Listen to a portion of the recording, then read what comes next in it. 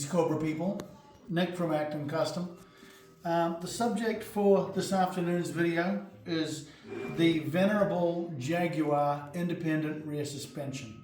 It's been loved by hot rodders, Cobra builders, kit car makers of all types for many years because it's a nice system, it's got good geometry, it's plenty readily available, and it is pretty strong. It can handle, 800 horsepower cars and that kind of thing in front of the Jag differentials and the rear ends. The most important thing is that it's an independent rear suspension, so that gives great handling, especially when your butt is right on the rear end in one of these cars. The Jag suspension, as popular as it is, became hard to get a hold of when we were stealing it out of Jaguar XKEs because they were the right width for the car. No problem, it's almost the same as the Jaguar XJ6, which is a lot more plentiful. The problem with that was it's the wrong width for a lot of our cars. So what guys would do is they would chop their axles, they'd chop their control arms, they'd make them the width that they needed, and then they'd gob them back together again with some really poor welds that had no penetration. And you can see this has been made from a piece of pipe originally, and that's how Jaguar put it together. And then where they have a weld that you can see on the outside here, if you take a look down the inside, you can see where that weld is, and you can see that they've got pretty good penetration. Should I shine a light in there?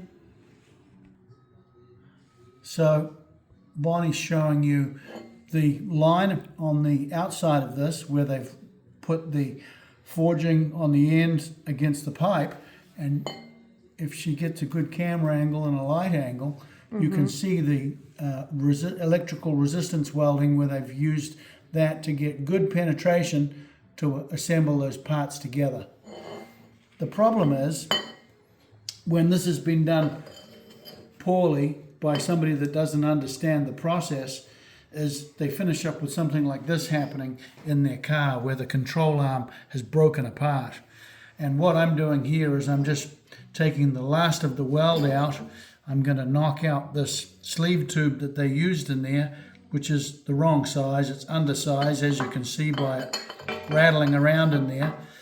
And I'm going to clean these pieces up, and I'm going to weld them back together properly.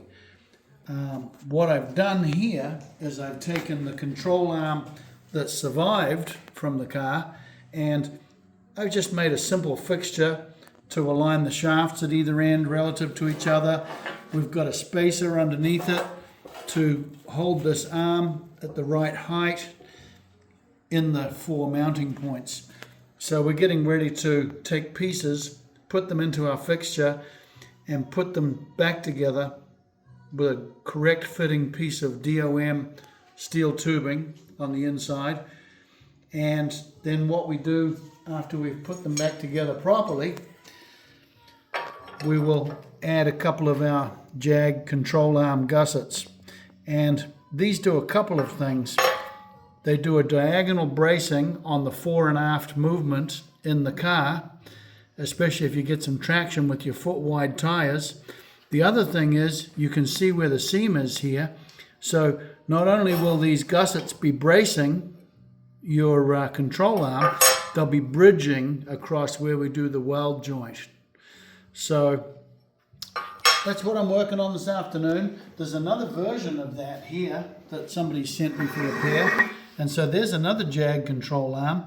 And you can see they've really gone cuckoo with the gussets where they've taken them right through to the shock mount. Not a bad idea, I guess, if you are looking for the ultimate in strength. And they're going to need it with this because you can see they've chromed this control arm at some point. If you look up hydrogen embrittlement and what chrome plating does to welded parts and that kind of stuff, I don't think it's a very good idea. And you certainly can't hide it by putting black paint over the chrome. The damage is done.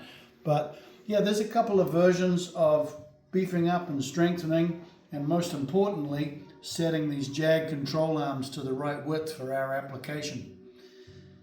Thanks for watching.